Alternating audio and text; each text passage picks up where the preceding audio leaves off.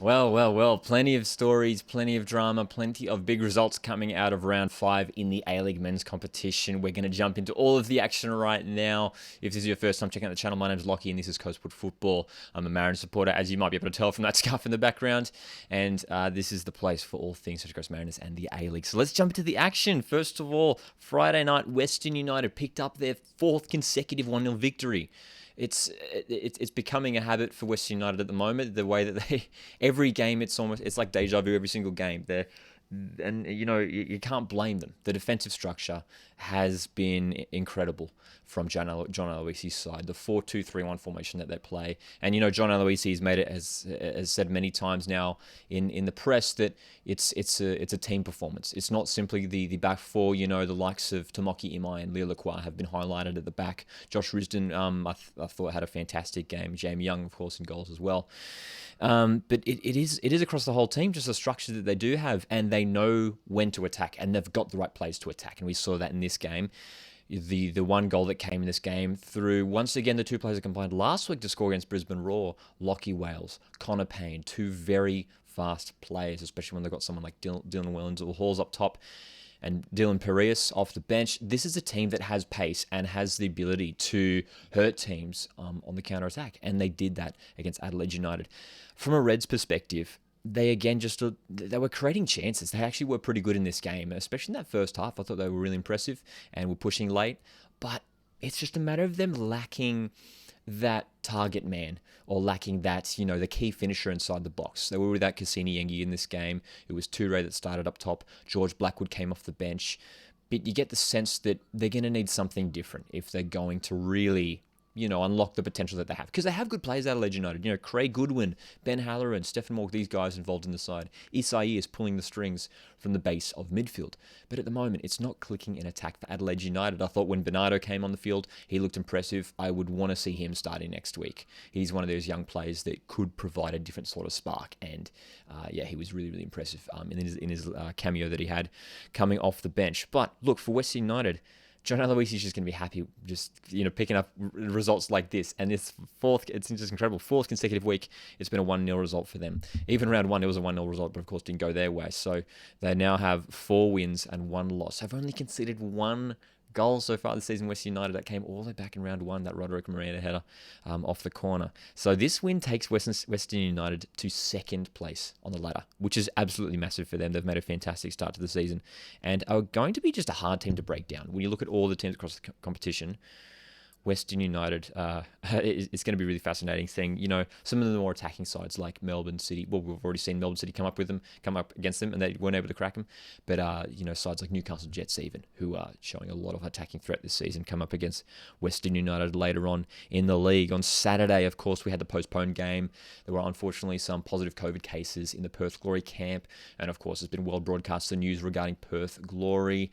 They've been travelling all over the place, South Australia, Queensland, Victoria, and now they're stuck in hotel quarantine and, now looking not likely that they're going to be able to get back home to Western Australia for Christmas, which is rough for the team. And, spending so much time away from home and so much uncertainty in terms of where they're going to be in the next week, So hopefully for Perth Glory, things cool down a little bit and they can get back to some normality. But there were some big games on Saturday. Central Coast Mariners, my Mariners, picking up a 2nd consecutive 2-0 victory against Western Sydney Wanderers. And of course, I did my match reaction to this game. I'll make sure to link that down in the description if you want to check out my full thoughts and reaction after that game from Saturday night.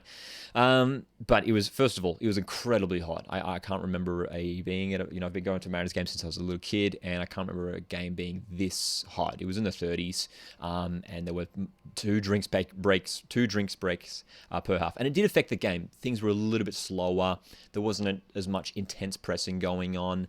And look, overall in the first half, Wanderers actually created some good chances. They most of their chances were coming from outside the box, it should be said, though. Defensively, Mariners did hold strong. There were a couple of times where they were coming around the side. Western Sydney Wanderers getting some crosses in. Nothing quite testing Mark Birighitti too much in that first half. There was a great save that Birighitti made in the second half. Dimi Petrados had probably the best chance of the Wanderers in that second half, where he got around a couple of players, shot on goal. Mark Birighitti was there to block it. But from the Central Coast Mariners' point of view, once again, a fantastic performance all around from a team point of view. The fact that they defended, all together as a team, and in attack, that first half, it was all about breaking quickly on the counter. Marco Arena, Maresh making these runs in behind. Josh Nisbet involved once again in this game, in an attacking sense. He's looking really, really good at the moment. Josh Nisbet has made a fantastic start to this season. So for the Central Coast Mariners, of course, Cy Goddard getting his first goal for the Mariners in that second half, and then the late one, the Ollie Bozanic free kick, which was, I'm pretty sure it was like pretty much the last kick of the game. And of course, I don't know if you saw, I've got it up in the YouTube shorts. Put up a little clip that I shot from the stands because I knew something was going to happen. I was like, he's going to score for sure. It's his 100th game, injury time free kick to secure the 2-0 for the Mariners. But from a Western Sydney Wanderers point of view, let's talk about them, because they're one of the big stories coming out of this round. Carl Robinson under big pressure now. There's rumours swirling around of him leaving real soon. There's also, just in the past 24 hours, we're doing this on Monday. Monday, what is it? The 20th, Monday the 20th of December. And there's been some words swirling around of, some toxic culture at Western Sydney Wanderers, high up in the ranks. And this has come out from the likes of Dean Heaven and Patrick Zunzvike. Read a story from Vince Rigari, which has been shared online, so you can go check that out if you want to hear the full details of that. But yeah, man, it's concerning times for Western Sydney Wanderers. They losing the cup to Apia Leichhardt, knocked out of the cup. Lose last week at home to Macarthur 2-0, which was a poor performance, and then they looked just a little bit hopeless in attack against the Central Coast Mariners here. As I said earlier, they were creating chances and had field position, but there wasn't really anything convincing that really troubled Mark Birighitti and the Mariners' defence. Apart from that one chance to Dimitri Petrados, it was all pretty safe from a Central Coast Mariners' point of view. So work to be done for Western Sydney Wanderers, which is weird to say because they have such a good squad. So they're really going to turn it around next game. But let's talk about the game of the season so far. Is the game of the round, and easily the game of the season, in my opinion. The Melbourne Derby. Melbourne City 2, Melbourne Victory 2. First of all, big shout out to all the fans that were there. It was so awesome watching on TV. The atmosphere looked electric. And, of course, we saw Jason Davidson, Melbourne Victory player who was suspended, made an appearance in the Melbourne Victory active support base. But look, Melbourne Victory getting the goal in the first half. And from there, Melbourne City, I felt like, controlled probably majority of the game. They had the better of the field position and were controlling possession. But, Tony Popovich's side, they were happy to sit back and let City have possession and set up in defence. I thought Roderick Miranda was fantastic at the back for Melbourne Victory. Did a really good job overall. But, of course, Melbourne City scoring those two quick goals in quick succession, I should say. Of course, Andrew Naboot involved in the second goal. Jamie McLaren as well getting on the score sheet for the reigning champions. So, from there, it already got really dramatic because Melbourne Victory were controlling this one-goal lead. We're an hour into the game. They're in control, and all of a sudden, within a few minutes, the game flips on its head. Victory are chasing the game. It started to get really back and forth in those final 10 minutes. And 81st minute, Nick D'Agostino, assist from Calava. The ball came up from the goalkeeper clearance.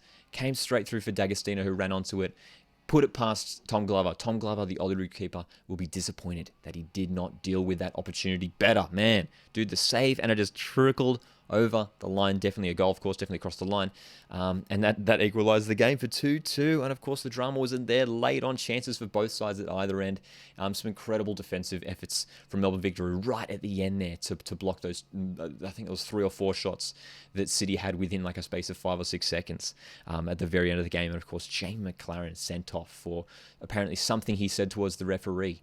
And that's really disappointing. And apparently he's put out an apology on social media, which is a good move by Jamie McLaren. He's a fantastic player, and it's sort of uncharacteristic to see him blow up so much like that. I feel like usually he's a pretty cool, calm, collected professional. But it's mean he's going to miss out on the cup game this week. But a big I feel like both teams will be disappointed with the result because both teams were in winning positions. Melbourne Victory were in the lead for a good chunk of this game. We're in the lead at halftime. Melbourne City came back 2-1, and with how they were dominating the game, probably felt like they could have gone on a 1. So a draw, I think both sides will be disappointed. They couldn't come away with the 3 points. But it's going to be so exciting seeing the other derbies between these two sides later on in the year. Sunday, let's talk about the Sunday games because there were some big results in those games as well. First of all, Macarthur FC, Newcastle Jets. Now, this is hyped up to be a big game. Macarthur, one of the best defenses in the league so far early on in the season, coming up against Newcastle Jets, the best attacking side in the competition. The Bulls, some changes had to be made. Same thing for the Newcastle Jets. Both sides reporting COVID cases this past week, but the game did thankfully go ahead. And the first piece of drama, 18th minute, Philip Curto, Macarthur FC goalkeeper, sent off after a foul on Yule, and this made way for Nick Suman to make his first A-League appearance in a couple of years. And he was fantastic in this game. He pulled off a number of good saves and kept Bulls in it for most of the game. It was, of course, Beckham Micheldatzi who scored a wonderful free kick for the Newcastle Jets to give the away side the lead there. And I thought for the first half, Jets were the better side for sure. They were creating good chances, should have had a few goals, and it came back to hurt them in the second half. Danny De Silva, fantastic goal. Fantastic goal from Danny De Silva. Probably the goal of the round. Maybe the best goal I've seen Danny De Silva ever score. It was a fantastic volley from the former Mariner. And from there, Macarthur FC managed the game really well with 10 men. They had to shift their formation. They usually play with 3 centre-backs, and they had to shift to sort of a 4-4-1 formation without Philip Curto, and they had to bring Tommy Orr off. So it showed grit. It showed really... this Macarthur side that a lot of people had questioned coming into this season. They came into this game and performed really, really well and kept out the best attacking side of the competition. I think Jets will be really disappointed. Arthur Papas will be really disappointed that they didn't get a result out of this game, considering they played against 10 men for 72 minutes and had great chances, had fantastic chances all throughout that first half especially, and pushed late, but weren't able to grab it. And of course, it was James Meredith with the header. Danny De Silva again getting involved with the assist. James Meredith stepping up big, the experienced defender, to score the header, to grab the 3 points from Macarthur FC. A gritty win, but an important win. And those sorts of results, those sorts of performances, what we see from top sides in the competition. And it's apparent now that Macarthur FC, after 5 rounds, should be finishing in the top 6 come the end of the season. Look, they could fall away. You never know. But from what we've seen, there's enough evidence there to suggest that Macarthur FC are going to be a top side this season. And they do, of course, sit top of the ladder after this result.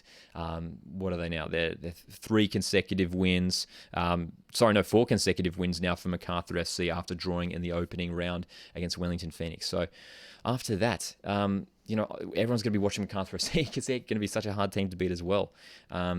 Just touching on those new teams once again, Western United, Macarthur FC, top of the table at the moment, and we will run through the ladder in just a sec. But of course, the last game of the round, Sydney FC taking on Wellington Phoenix. The big story out of this game, Sky Blues finally getting the first win of the season. It was bound to come. I did predict it in my predictions. I thought this was the game Sydney FC were to win. They just simply had to win it. And against a struggling Wellington Phoenix side at the moment, coming off 2 consecutive losses, and this is now their 3rd consecutive loss in the league. But the Sky Blues were getting back to... They weren't absolutely at their best, but they were getting there. Cam Sober, Lafondra getting on the score sheet. Max Burgess was involved. I thought Anthony Caceres had a fantastic game, and it just went to show. I think in the lineup, Steve Corica starting Patrick Yazbek in the base of midfield alongside Retre, which allowed Caceres to push forward up the field as one of the 10s, and I think that really worked. I've always said it that I think Caceres is better utilised in an attacking sense. I did a video a few weeks back talking about the injury to Luke Bratton and comparing sort of the Sydney midfielders when it comes to Paulo Retre, Anthony Caceres, and Anthony Caceres absolutely more effective in an attacking sense, and we saw that he set up Lafondra's goal superbly. That fantastic run straight through the middle, bursting through, perfectly timed the pass out to Lafondra, who scored the second goal for Sydney FC in that second half. Phoenix did come back late in the game. Ben Wayne scored a goal, which was initially ruled off for offside, but he was played onside after inspection from VAR. And in the final moments, it was slightly no for Sydney FC, and it would have been even more dramatic if they had bottled that another 2-goal lead at home after they lost their 2-goal lead against Newcastle Jets just 2 weeks prior. But Sky Blues, importantly for them, holding on to the 3 points, which now brings them up. Let's jump to the ladder now. Brings the Sky Blues up to 7th place on the ladder, which makes things not look too bad. But anyway, with the ladder, Macarthur FC, of course, sit top 13 points, just behind them Western United with 12 points. And then making up the top, from 3rd to 6th, Melbourne Victory, Central Coast Mariners, Melbourne City, and Newcastle Jets. So the 2 big Melbourne sides, and of course the 2 F3 Derby sides in there as well. It's the 2 Sydney sides who just sit out the top 6. It's Sydney FC, just followed by Western Sydney Wanderers. Carl Robinson, despite, the Wanderers, 1 win, 2 draws, 2 losses. It isn't the worst look, but Wanderers fans will be expecting more from this side.